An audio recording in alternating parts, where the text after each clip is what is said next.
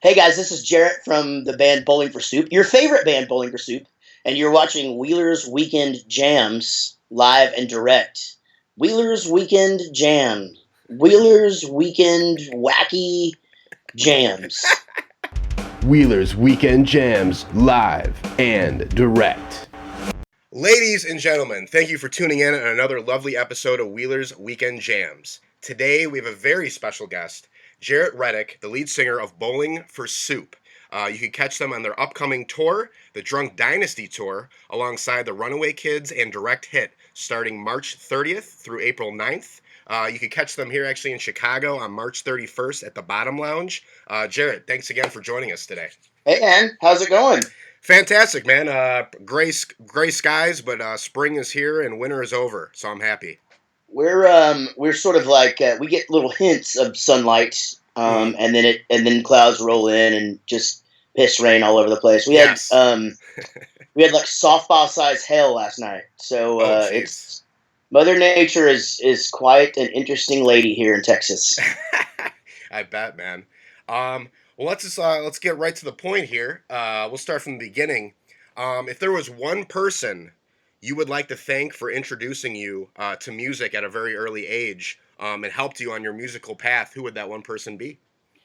Man, I mean, there's a few that that were instrumental in all of that, but it would have to be my parents, really, because they listen to music constantly in the car, and you know those scenes in National Lampoon's Vacation where the parents are singing and the kids are just annoyed by it. Yes. We didn't have headphones to hide behind, and no Ramones, hey ho, let's go. So we were pretty much forced to listen to the concert that my parents were putting on each time we were in the car. And, I mean, quite frankly, the music they listened to was like Waylon and Willie and Kenny Rogers and a lot of storytellers, and then on the other hand, like the Eagles and a lot of harmonies. So that's where I learned to harmonize, and I think that's where sort of my storytelling style of songwriting comes from as well. Yes, always my early childhood, I would hear my parents blasting Jesus Christ Superstar every Easter morning. So I would hear the beating of the whip against Jesus waking up at 8 a.m. It was a very scary thing to hear, but thank you, Mom and Dad. Thanks, Mom and Dad. Yes, so tell us about your latest album, Drunk Dynasty. Drunk Dynasty, go ahead. I'm very interested to see what was kind of the story behind the title, and how was the recording process with this album? Well, the story behind the title is a little bit interesting. Normally we have the title, going in. It's usually some inside joke that happens on tour. All of the other albums have some sort of story like that. Yeah. This one kind of didn't have that. I mean, this was the first time where it was like, okay, we don't have anything. Let's go in and make an EP. Mm-hmm.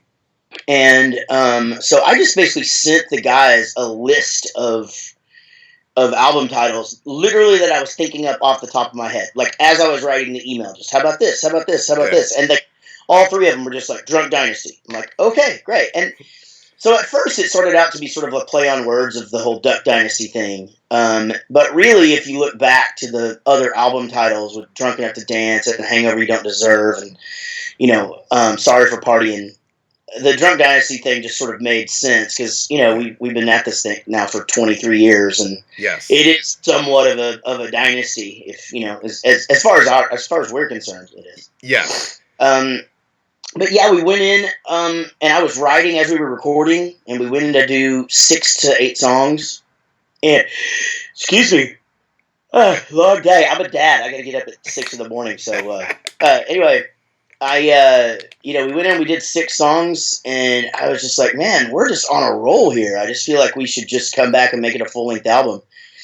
So as a surprise to our Pledge Music supporters who financed the album, they were financing an EP, and then we went back in and made it a full album, and didn't change the price or anything. So, it ended up being a really fun and surprising project, as far as just like, I don't know. I don't think we've ever been in a situation where either the songs weren't already written, mm-hmm.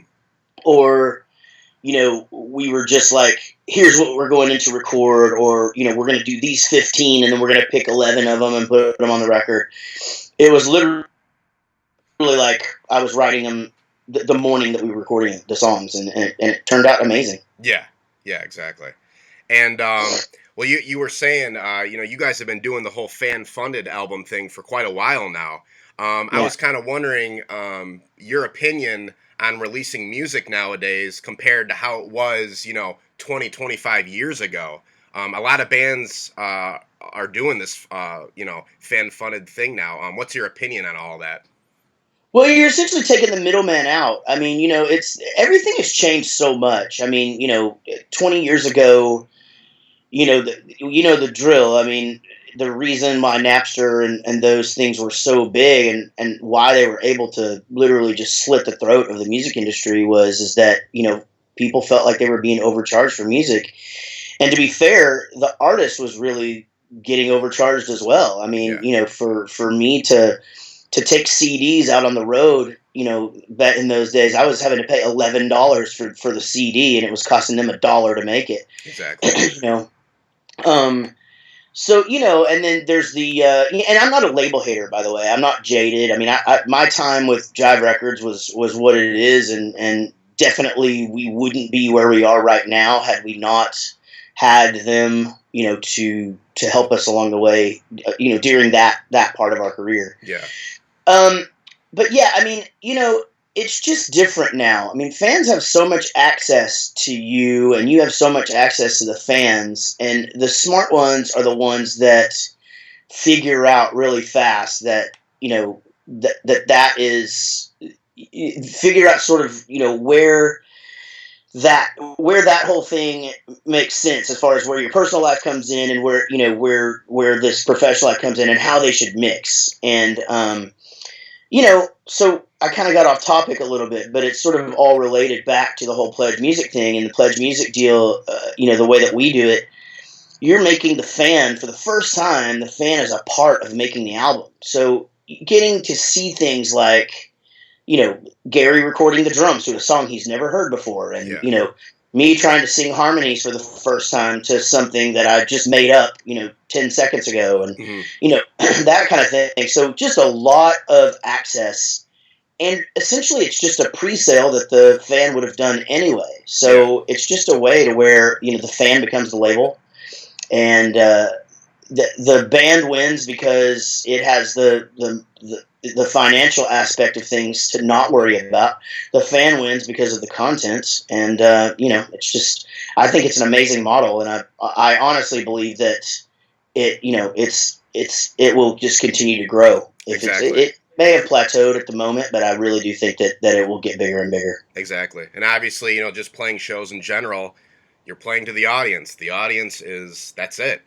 That's it. Yeah, it's that's a good point. I mean, it's like, the audience buys a ticket, you play a show, and so it's like, hey, we want an album. Here's, this amount of money, and it's so much cheaper, now. I mean, to be able to sell somebody an album for $10. Exactly. And you have a happy fan and a happy band, and so yeah, it's I mean, we love it. I mean, I understand the critics and the on both sides of it. I guess I understand those arguments. I don't agree with it. Because again, I think any of those artists that are too cool to do fan funded albums are definitely doing a pre-sale where you're getting the same sort of advantages. It's the same thing. It's just that you're actually not. And to me, it's on the artist. You're not providing the fan with as much content as you could have. Exactly. So, yeah. Yeah, one way to look at it anyway. I don't know. Maybe I'm sold on it because I think it works. But that's me. Yeah. Well, to get a little bit more in depth with your guys' new album, I know you guys have jammed with like the Dolly Rots before. I was just wondering, how is it working with Kelly Ogden on your track As Happy as It Gets? How did she come into play on this song? Well, Kelly has sang on songs with me before, and we just love the sound of our voices together. And I had just sang on a song on their new record that just came out, by the way, Whiplash Smile, I believe it. It's not Whiplash Smile. That's crazy. That's Billy Idol, right? Anyway, the new Dolly Rots album just came out. Yeah. And they won't even be mad at me for not knowing that, because we have an inside joke of the fact that we don't listen to other people's music ever, because it's just like we're so over, like music, whatever. It's just like, hey, did you listen to my new record? No, I didn't. I didn't listen to that. But I love you, and Yes. Anyway, we're super close with them. We consider them to be our family, and in fact, Kelly and I will begin working on a record that we're going to do together of all duets, and we're gonna start writing that record in June, and then finish it in August, and then hopefully have it out by the end of the year. Oh wow, awesome, man. That's cool.